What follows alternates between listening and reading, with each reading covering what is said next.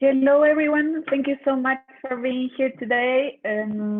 My name is Francisca. I'm part of the expanded team, and it's our pleasure to welcome you to the last webinar for the BHP Tailings Challenge. We're really excited today because we have more than 150 people from more than 20 different countries. So it's a great news for us. And first, I have to tell you some information. We have translation, so everyone has to choose a language. At the bottom of your screen in the interpretation section, you can choose English or Spanish. Ahora en español, bueno, todos tienen que escoger un idioma. You should all choose a language down at the icon, the world icon below, and the screen where it says interpretation. You can choose. So everyone has to choose a language. So please choose English or Spanish. So first, we're going to see the agenda for today. Andres, please. We're going to start with a presentation from Cliff Lightfoot, Practice Lead Innovation from BHP, and he's going to remember us about the relevance of this challenge for BHP. Then Andres Mitnick, Business Director from Expanded, will explain us all the updates of the challenge timeline, and he's going to tell us about a little bit about the community.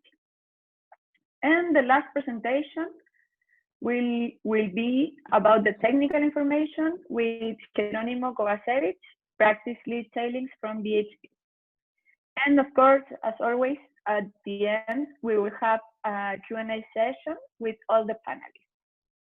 And then next, please, yes. So for questions, we will use Vivox today. So you can scan this QR code with your phone, or you can go to Vivox.app and use this meeting code. Here you will find all the questions that we have received during the last few weeks, and you can vote for the most relevant, and also you can ask new questions. So please join Vivox and use the platform for questions. So we're going to start with Cliff and his presentation about why we are here today.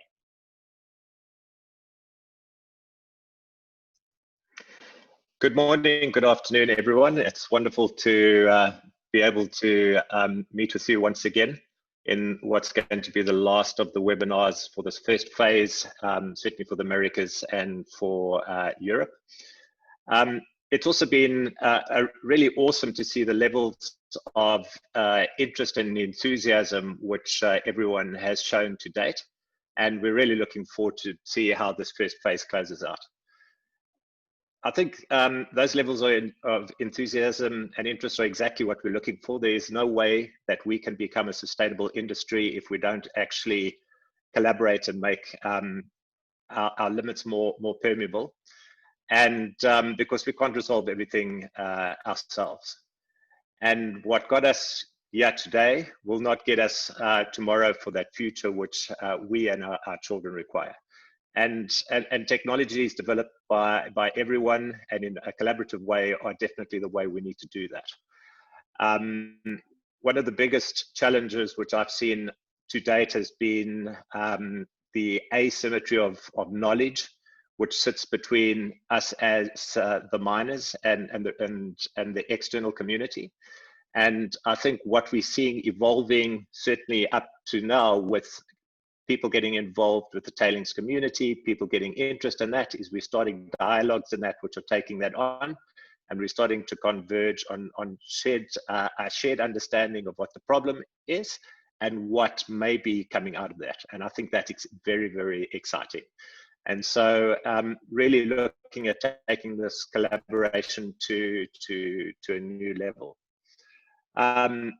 For us, it's also a bit of an experiment. We've done open innovation challenges before, but never this big.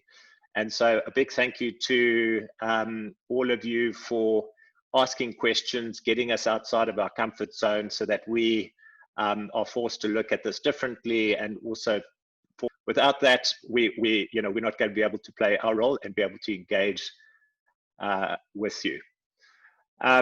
And of course, one element is the technology component. As this goes forward, you know, we need to actually understand what other synergies we need from a partnership point of view to start exploring innovative models for business and other elements which are going to permit technologies like this to move forward in the future.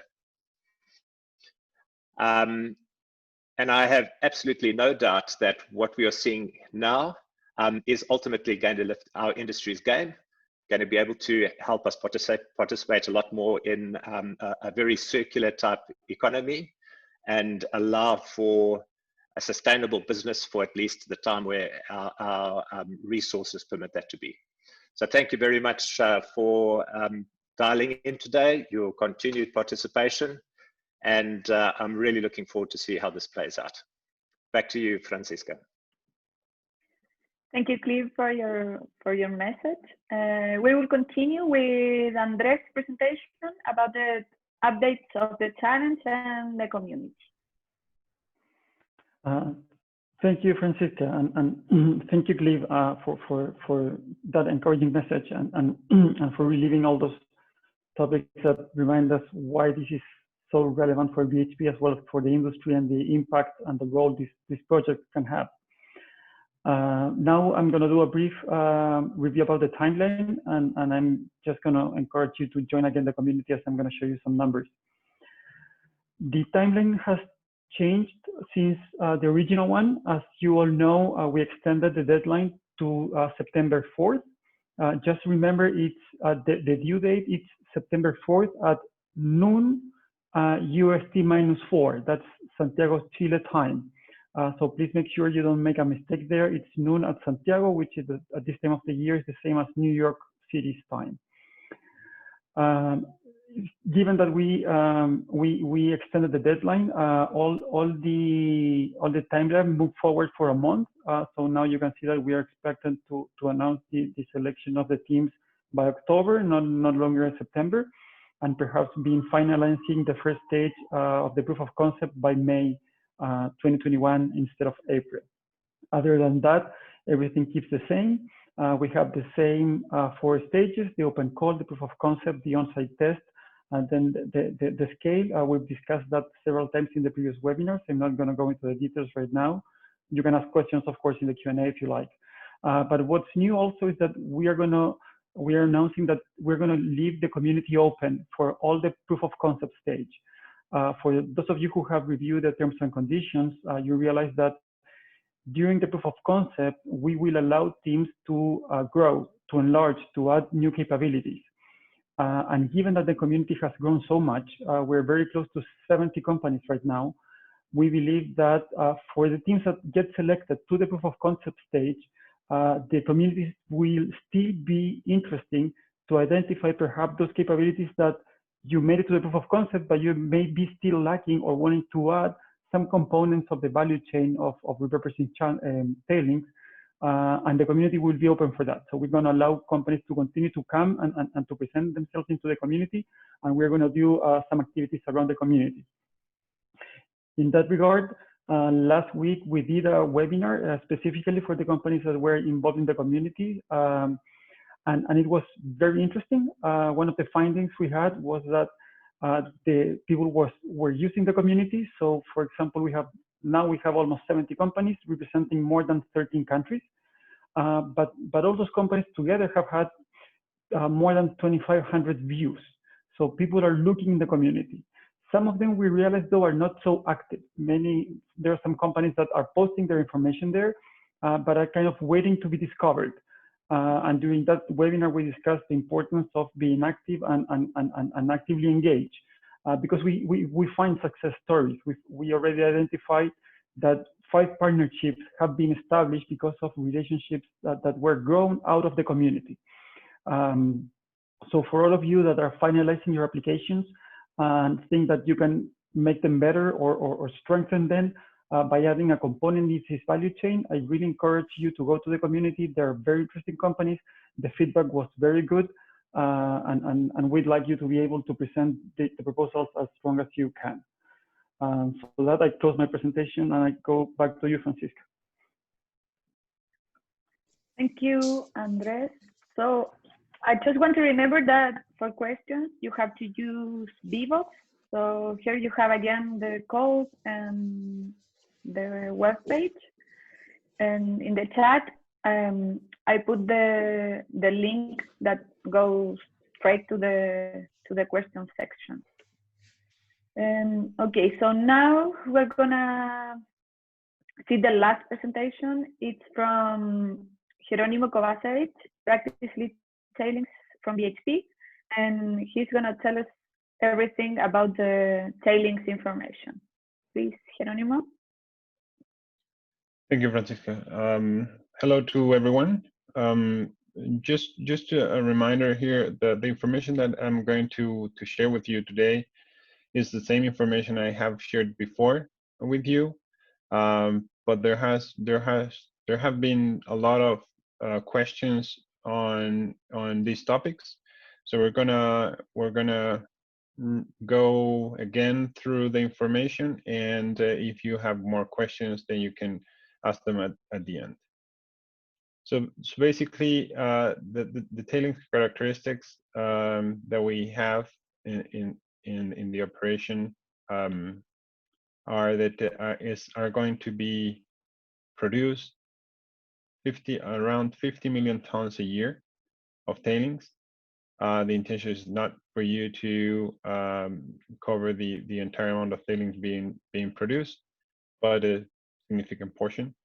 The solid content on these tailings is 40% in mass, and the average particle size distribution is the one you can see there. So D80 is about 110 microns, and we have almost 60% under the 200 mesh, which is 75 micron. There are some clays in the tailings. Further in the presentation, I'm going to share with you how the concentrator works. But some of the ore types have some clays in it, up to 25% of clays. And the geochemical parameters are that the tailings are pH neutral, so around 7, although there are some pyrites in it and some sulfates in it. So it is potential acid generator. And I'm gonna share the detailed mineralogy later in the presentation, but in big words, silicates are the most available ones in the tailings, so from 30 to 90%. We have some carbonate as well. Sulfides are from 1 to 40%, sulfate 1 to 10%, and ferrum oxide in some of the ore types is up to 8%. We can go to the next one. So the concentrator plant processes these different ore types and produces different products, so different concentrates out of each of the ore types. Also, the concentrator works in batches, so the operation accumulates one ore type and then processes a batch of one ore type through the concentrator from periods that go from 3 to 20 days in a row, and then they process another ore type. So the ore types doesn't mix with each other. And only permitted reagents are used in the process, of course. The tailings characteristics differ from one ore type to another because it has different mineralogies for each of them. And the tailings are taken from the rougher flotation and then flow by gravity to the tailings dam at an average of, sorry, is 40% solids, not 45, 40% solids. and there's no dewatering process whatsoever after the concentration. So the form in which the tailings are deposited is in a very aqueous slurry. The concentrator processes around 140,000 tons per day of ore every day. And that's an equivalent in water of about 170,000 cubic meters a day of water. The specific gravity in average, let's remember that there are different ore types, is 3.2. You can see in the table below that there are different specific gravity for each of the ore types, and that the particle size distribution also differs in between different ore types. I don't have it in the presentation, but we will put in the webpage more information about the percentage of each ore type that is going to be processed in the future in this concentrator plant. The slurry density is about 144 tons per cubic meter. So this is tailings, dry tailings plus the water.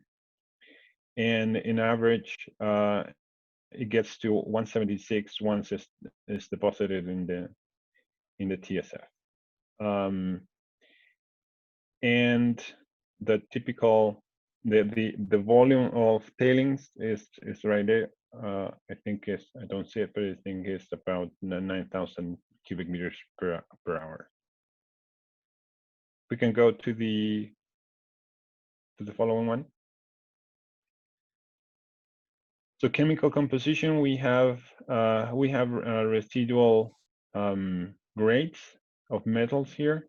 Of course, it depends on the ore type, but in average, the tailings are left with almost 0.1% copper in it, and that can be recovered from the tailings. And other valuable metals are there: zinc, molybdenum, and ferrous. Ferrous is the most available one. And then we have a detail on each of the ore types. What is the residual metals in it? We can go to the next one.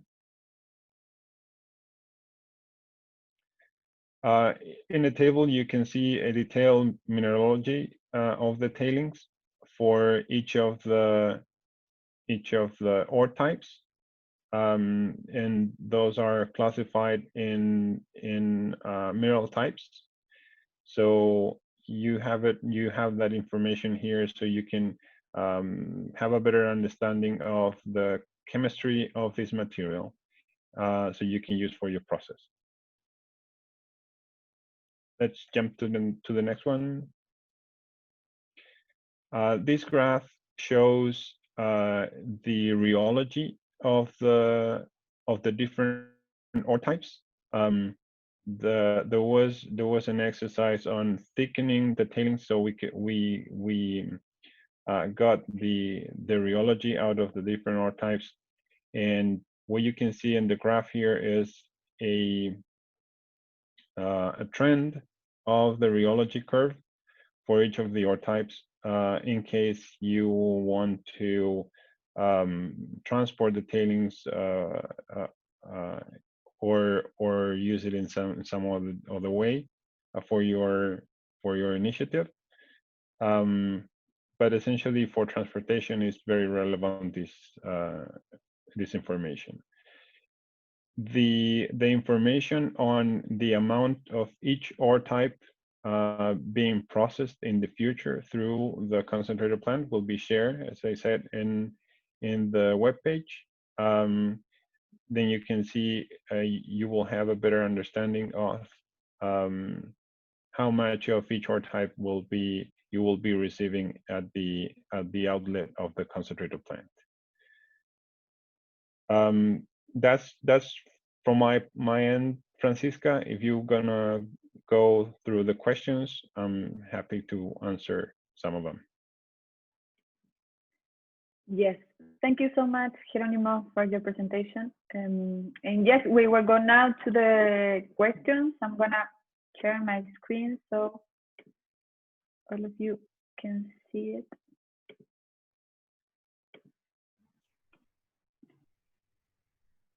Okay, so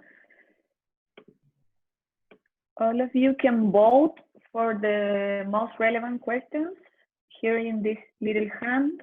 So you can choose the questions that we were gonna answer first. So let's begin with the first one we have about the background IP file.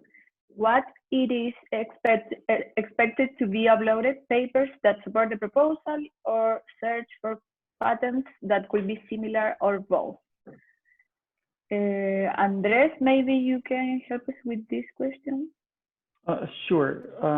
So basically, what we look for in the background IP section of the proposal is to make sure that the IP that you're proposing to use, you have the right to use it. So you don't need to upload the papers. The description is basically if there's any document that if you're using IP that's private and you have a document that shows that you are allowed to use it, that's what we want to see. Thank you. And the next one is, does the challenge have any guidelines to partner with the collaborating companies for technology transfer, to site for pilot evaluation and scale up to fast track projects that are successfully in phase 1? Andres, maybe you can also. Yes, so we do not have the guidelines on how to establish those collaborations. We leave that to each of the participants to establish your own consortium rules. We do ask you about the governance. We want to know how you will manage it, because we know that actually managing a consortium, especially around IP, is not easy, and that's why we want to know it. But it's on the proposal in the applicant side to propose us how you're establishing your partnership. Thank you. And we have one that goes to the first part. What are the criteria for success, including ranking and weighting? Okay, so we have reviewed the evaluation criteria for the first stage, which is the one that will allow us to select up to 10 teams that will move to the proof of concept. That's in the terms and conditions. You can also see them in our webpage if you review the previous webinars or the previous presentations. So it's 10 topics. I wouldn't go into them right now, but they are available at www.tailingschallenge.com. Okay, thank you. And about the samples, 20 liter is a limited quantity. It is feasible to ask for a larger sample? Jerónimo, maybe? Yes, we're gonna evaluate case to case. If your case requires more sample to a specific test that you want to run, then you will have to provide more information of what is the intention and what is the what you plan to do with the tailings, and we will evaluate to give you more sample. Although the amount of sample is limited, that's why we're giving only 20 liters for you to start with, and then if you require more, then you will have to ask for it, and we will evaluate. Thank you. And the next one is, we believe we have a technology solution. Our process has already been successfully applied on other mineral recovery projects. If we were chosen to proceed, will BHP sign both an NDA and licensing agreement to use the process? Andres? Yes. So for every step of the process, an MOU will be required to be signed. That MOU will rule the transfer of funds and also regulate how these funds will be spent, and will include an NDA. Regarding the licensing, at this stage, it's very early to know what will be the commercial agreement that we will be able to find by the end of the tailings challenge. Initially, the design is that the repurposing tailings business is to be operated by a third party, not by BHP. But again, I think we are too early in the process to know the shape of that commercial agreement. So around the licensing might be as well as might not. But at the NDA, for sure, at every stage of the process. Thank you. And if my proposal has all technologies with a TRL of 6 and onwards, can I skip the first phase? No, all phases are mandatory. Basically, since this is a chain of technologies, all your technologies might be mature, but the integration of them might not. And also, please remember that by the end of the proof of concept, we will evaluate your business model. Right now in the application, we want to make sure that your proposal makes business sense. So we're not going to go very deep into that. We want to see the good ideas, and we want to see good technologies and a novel way to use them. But by the end of the proof of concept stage, we will go deeper into the business model. So regardless of your TRL, you need to go to the proof of concept stage to show that your results are promising on one side, and also that you have a sound business proposition on the other. Thank you. And is a combination of readily available technologies accepted? For sure. I mean, this is going to be, there's going to be innovation somehow, because this problem, we know it hasn't been solved yet. If you're using existing technologies in a novel way, that's great. If you're using non-technology, that's great as well. There's no bias towards any of those. Okay, and what is the maximum percentage of solids allowed for fresh tailings once it is reprocessed? Jerónimo? He seems to be having technical problems, so okay. maybe we can do another question, and Yes. when he rejoins, he will take that one. Thank you. And the next one, it's about the, it is in Spanish, it's about the curriculums. All the language for the entire process is English. So everything has to be on English, please. And the next one, are there material handling companies looking for project partners with real-time element analysis expertise? I think that you can go to the community and see if you can find some companies with this kind of expertise. I don't know if someone has knowledge about this and can leave you a message maybe in the chat. But we're gonna go with the next questions. Okay. You can take technical questions. Yes. Go back to the technical question that was pending. Okay, Jerónimo is back. I'm back. Sorry about that. Okay, don't worry. So, what is the maximum percentage of solids allowed for fresh tailings once it is reprocessed? That will depend on your solution. Actually, if you plan to reprocess the tailings, then you will have to figure out what will be the residual water in it. Although part of the evaluation is that no environmental liability is left out of your reprocessing. So that may be something you to consider at the back end of your process, not to produce any liabilities. Thank you, Jerónimo. I'm gonna see if we can find more technical questions. Maybe this one. Seeking any and all publicly available information respecting status quo water and heat balances for the relevant Chilean copper mining operations being contemplated for the tailings challenge. Maybe Andres? I'm sorry, I was reviewing the questions to Sorry, Francisca, it's Cleve. Yeah, I think this is another question which can go into the community space because it's looking for generic information which can be shared.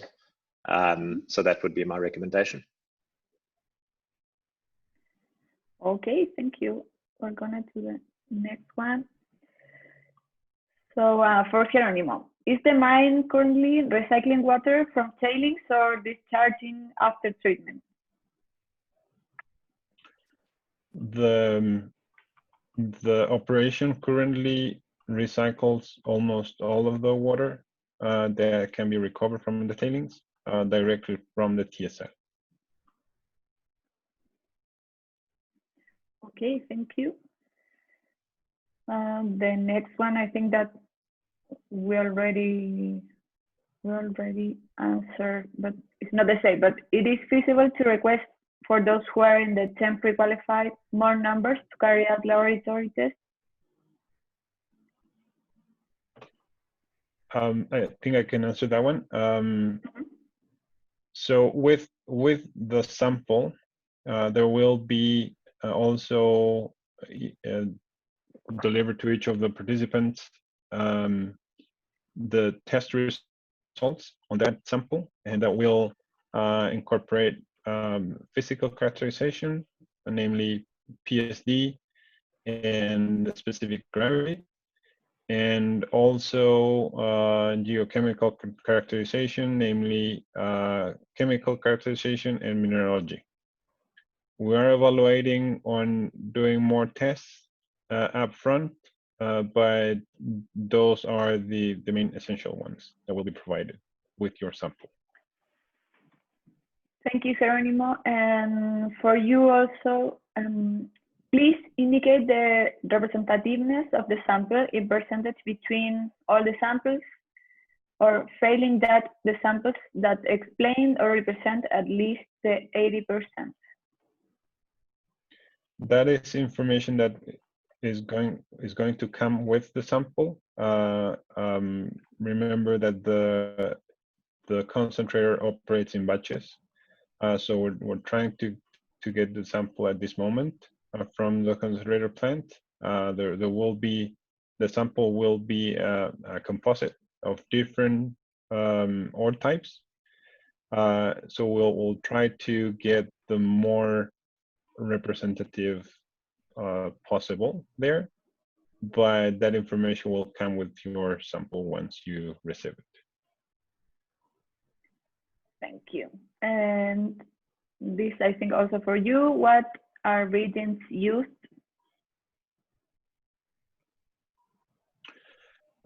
So I don't have the details on the reagents, although it is a regular flotation plant. So probably brothers and other kind of reagents. I think that is information we can also be provided once you receive the sample. Perfect. Okay, so maybe this one is for Andres. In case of passing to the scaling phase, is the purpose of the technical feasibility to prove the standard process of the solution, or only those processes which do not have industrial validation needed for BHP operations? What are the scale and size of the validation needed to be performed on site? Yeah, Cliff, would you like to take this one?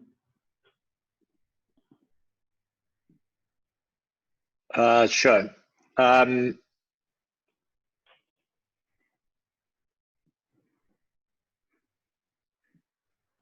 Okay.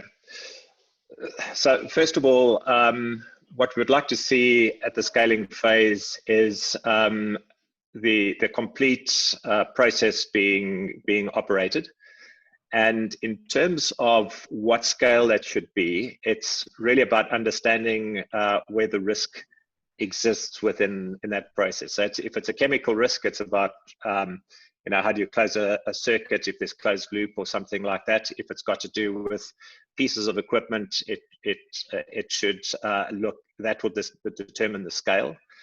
That being said, there are components which we would link into. So for example, BHP is working with certain OEMs around filters, and we could make combinations there, so you wouldn't have to go out and prove the scale of a filter, but we could put together a consortium there where we leverage off an OEM or an existing relationship which we've got with OEMs. But just to go back, in summary, understanding where the risk in your process is, and then making a case for making for the scale which you want to do it at. A bit like Andres mentioned previously to the question of if all your processes or all your equipment is a ready at TRL6, it is about the combination together and how those operate together. So standard processes we'd still want to see them scaled and piloted at that level. Thank you, Cliff. So the next one, I think that okay. How much impact on the score in order to advance in the challenge will have sustainability aspects in the technological proposal? Andres? Yeah, so as we've discussed before, those are the differentiating factors of the proposals. That's why, I mean, first of all, we don't want this to create any new environmental liabilities. So that's very, very important that you tell us how safe this is, and in case there's any impact or negative impact, to let us know your mitigation strategy.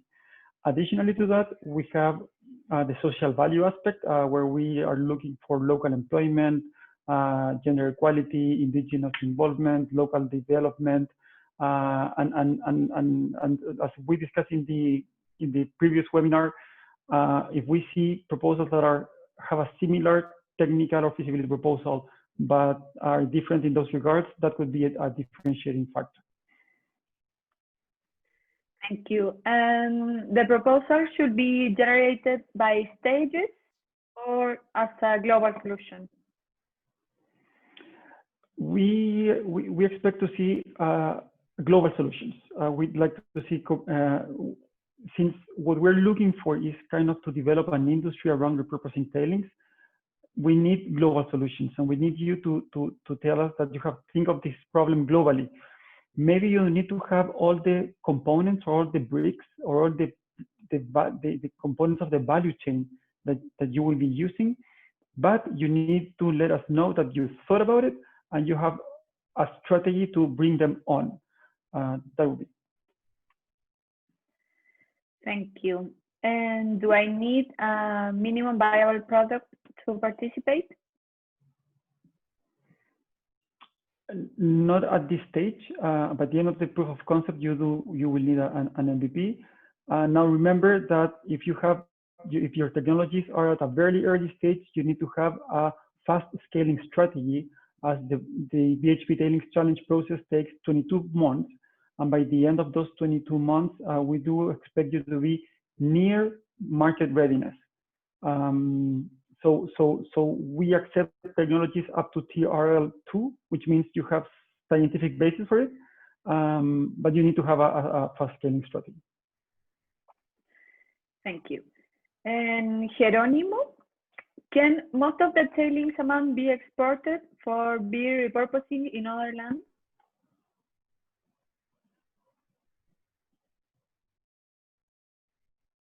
She's not sure. Maybe Cliff or Maria Jose?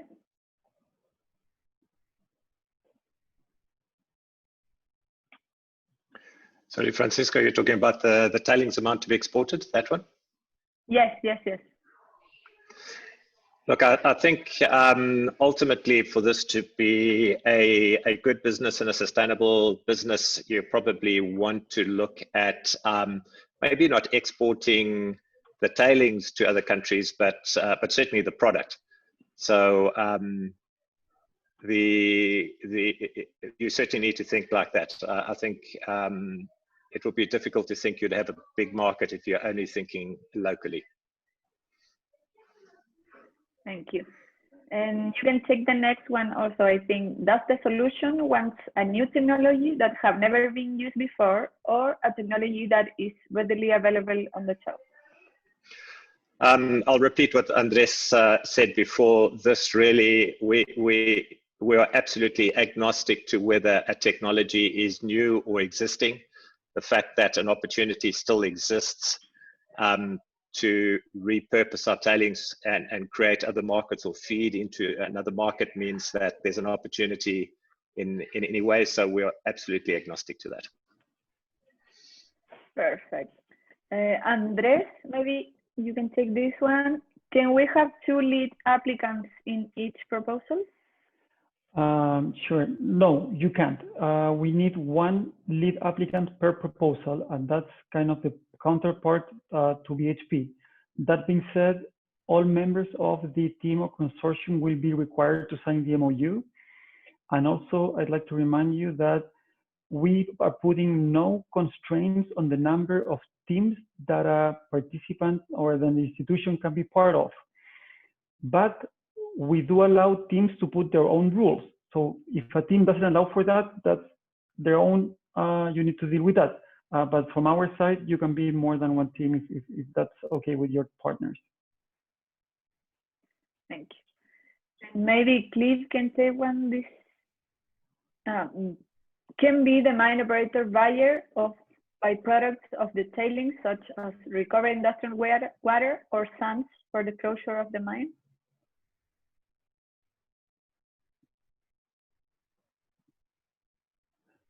Cliff, you're muted. Ah. Absolutely, but not limited to this either. As we go through the different phases of this competition and we move towards the business model, these sort of things will be determined as part of the business model, and this would be one option, but not limited to. Okay. And the next one, the sample size of 10 to 20 tons. No, the samples are 20 liters. Yes, and if everyone, because I see that question again, and it's repeating, we said at the beginning that additional amount of samples, of tailing samples, could be eligible on or evaluated on a case-to-case basis, for everyone to be clear on that. Yes. And the next one, if the finished product is copper cathode, will BHP want that cathode, or can be sold to recover R&D costs? Maybe Chris? Yes, so just to remind people that this is about repurposing the tailings. So part of repurposing the tailings, there might be a reprocessing component, but this is not just about reprocessing. So I would see the final product as actually not being copper cathode, but rather if there is copper cathode, it would be a byproduct from this process. And certainly within that, just as I commented earlier around business model, one opportunity would be to sell it to BHP. The other opportunity is to sell it outside. Once again, this will be determined by the conversations around the business model associated with the final solution. Thank you. And this is about the funds. So Andres, are there additional funds for the R&D phase over and above the 50K? No, from the contribution of BHP as the sponsor of the challenge. We've said before that additional funding, if required, it's on the participant side to be able to leverage those funds. But that being said, Expanded will also be available to help you frame those investment propositions, and especially for the teams that move on to the on-site test. We are planning to have a roadshow with venture capital funds, so you are able to access funding that goes well beyond what will be provided by the challenge. So the next one is, can we assume that we can get industrial water from BHP to create energy? Andres or Cliff? I don't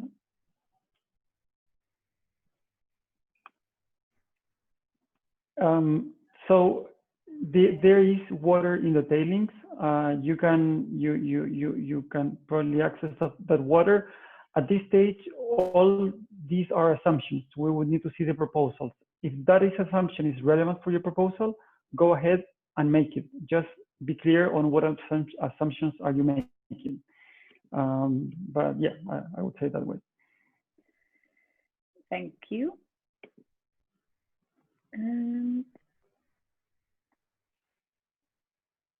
I don't know if Jerónimo is here, so maybe Maria Jose can help with this question. I'm back. Sorry. You're back. My camera though. Can the tailings water be drained in situ for exporting the solids? Yeah, that will be part of your process. So you have to you will get the full slurry tailings at the exit of the concentrator plant. Then you will have to consider what to do with the water if you're going to do water the tailings. So that's part of your process. And you will have to figure out what to do with it. Yeah. Jose. Like to go, yeah, to go back to Cliff's answer on what we are expecting to do here. This is not about like exporting the waste, it's about repurposing it. So try to think your solution as creating a new material out of this waste. So maybe exporting it is not the answer. Just consider that. Thank you. Jerónimo, is there a sampling campaign that allows us to be sure that the representativeness of the sample is assured?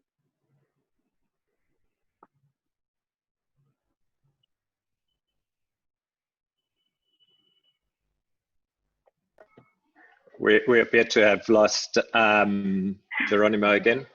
So yes, in terms of the sampling campaign will be done in such a way that it complies with two things. One, representative of what is being mined at the moment. Obviously, due to the nature of our ore bodies, that changes over time, and so it won't be representative of what happens in 5 or 10 years' time. That's the one consideration. And the second consideration is also making sure that everyone who receives a sample will have a sample which is similar, or when I say similar, the same. So it will all come from the same sample. So there won't be any advantage or disadvantage between those who receive the sample. Thank you. And the last one, it's about, goes up, but it was about details about the chemical composition. So you can see all the presentation that Jerónimo was presenting at the end at the first part of the webinar. So I'm gonna update this so if we can see new questions.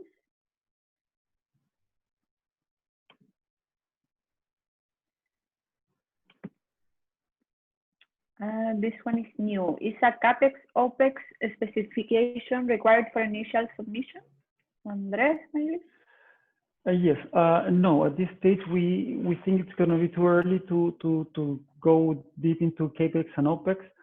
So don't get into that. Just tell us what's your technological hypothesis, what are your processes, and why do you think this is a great idea? Capex and Opex will be analyzed further in the process. Thank you. This one is also new, but we already said that all the technical information is available in the website, so you can go and review everything that we have posted during the last weeks. I think that there's no new questions. I saw a couple of questions, Francisca, regarding the language. Just to remind everyone that the official language of the application is English, so everything needs to be uploaded in English, as the evaluators will use that language. Yes, please. I think that there's no more questions. I think that one was you, the white one. Which one? On top. Ah, no, yeah. there. Please provide cost value assumptions for water, energy that should be used in evaluating project viability. At this stage, again, these are assumptions that you need to make. If you need cheap water or cheap electricity and your solution is amazing, let us know that. So do the assumptions that you need to do.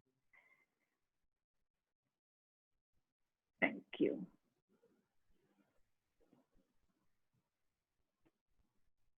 These are new. When you ask for a description of the projects that you've been involved in the last 2 years, can we include projects of all the team or just the leader? Andres? Yeah, in that regard, it's the most relevant persons, not the leader by itself, but perhaps there's a team that has 5 institutions. Each institution has one very relevant professional that's the leader of them. Provide those 5. It's the most relevant one, and also please be brief and show us your latest relevant information.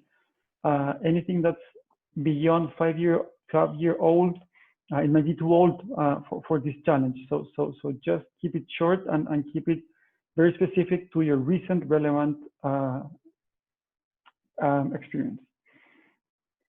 Thank you. And this one is new also. If the tailing mass is only partially processed to other products, but a safe deposit is ensured in terms of psychochemical stability, does it make progress in this challenge feasible? So I think that question talks about how much of the volume of the tailings you can reprocess. We've discussed this before as well. Nobody knows what's that answer. We don't know it for sure. So you don't need to reprocess 50 million tons of tailings per year to be successful here. You need to let us know how much can you process. Of course, the more, it's better in this case. But that's a question, and that's an open question right now. So referring your proposal to the amount of tailings that you are able to repurpose. That's the one we care. We are trying. The objective here is to avoid continuing depositing tailings in the pond and transforming tailings into new things. And that's the amount that we are looking forward to know or to learn that you can manage. Thank you. These are new also. What are some of the site limitations in terms of energy, water, and land availability? And again, this about the future plant. Yes. Yes. So this is a stage too early to really get into that. All proposals will be analyzed on a case-to-case basis. Teams that are able to make it to the proof of concept, we will review each of them in detail, and we will try to allocate. If your proposal is good, trust us that we will do the best effort to move it forward. But at this stage, just make the assumptions you need to make. Thank you. I think that Geronimo is back, so this one maybe you can answer. After the filtration process, does BHP do the watering with thickeners or is treated chemically only? Hi Hi. again. No, there's no treatment after the filtration process, so you won't have to do that on your own if you need it. Thank you. Maybe just to be more precise, so we do put the material through thickness. So so there is a thickened product after flotation, but it's not chemically treated, and it's certainly not filtered or dewatered. Okay. Sorry, Cliff. Cliff, it's not thickened after the process. Actually, is taken as it gets out of the processing plant. So no dewatering stage whatsoever.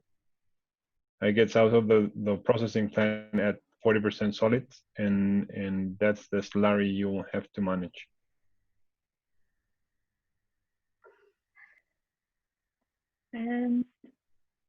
Which is the compensation for the winners of the BHP Tailings Challenge in case all the KPIs defined are fulfilled and there is no commercial agreement reached to supply this service afterwards? Okay, so we need to remember that this is a challenge. This is not a tender or a regular kind of way in which a mining company engages with a supplier. So basically, the strategy is that BHP is providing grants to help the companies advance, and at the end of the process, there is a final grant of $8.6 million that could be allocated to a single winner or distributed with the 3 teams if all of the technologies are great. There is no kind of in a pilot project where you define KPIs and then you have the commercial agreement. This is not the case. This works the other way around. Teams develop and whoever is successful access the grant. Also remember that this final grant is to be able to establish the company that will actually repurpose the tailings. This is seed funding to develop a new industry around repurposing tailings. Thank you. And we have 2 new about the form. So should we use space in references in our answers, and the support letters should be in English also? Okay, so I guess you're asking about if you need to count spaces in the word count.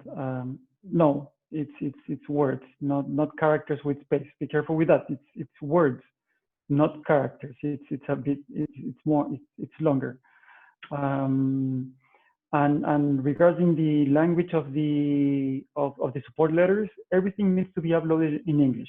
That's the official language of the BHP Tailings Challenge.